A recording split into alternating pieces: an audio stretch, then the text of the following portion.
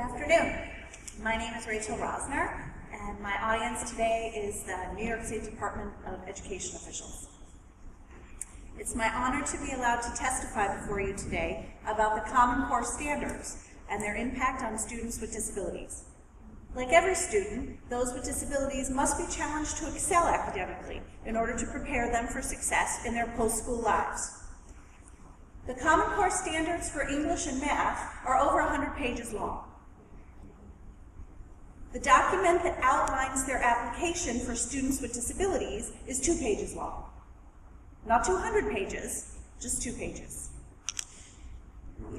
In order for students with disabilities to achieve the Common Core standards, we must, of course, presume competence. But we must also assume difference. Truly understanding the nature of a child's disability is the only way that teachers can help their students succeed. The problem is with the standards themselves, not with the teachers or with the accommodations necessary for them to be able to succeed. The standards presume competence but do not assume difference. Understanding this critical omission is vital to ensuring the success of students with disabilities. It is this aspect of the Common Core standards that needs to be immediately re-examined and redeveloped.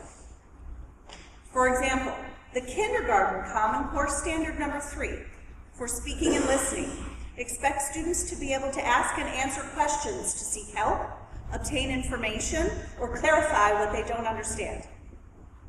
The development of self-advocacy and executive function skills are lifelong struggles for a person with a developmental disability.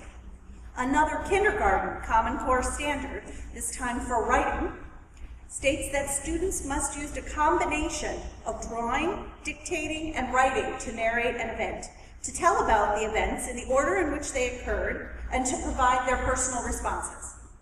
Some students with developmental disabilities will never write or draw due to fine motor delays or cognitive challenges.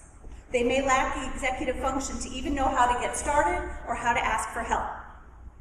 There are dozens of similar examples throughout the Common Core standards that simply highlight the nature of my children's disability and do nothing to measure their understanding, their knowledge, or their skills. If I cited and explained them all here, we would literally be here for days.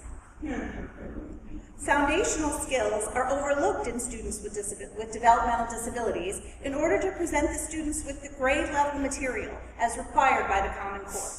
For example, my son is in 10th grade and he has an autism spectrum disorder. He also has the functional vocabulary of about a 4th or 5th grader. He is more than capable of understanding new concepts if presented with language that he can understand. He's also capable of being directly taught a new vocabulary word. If his teachers are forced to present concepts and information using grade level appropriate language as required by the Common Core, my son will fail.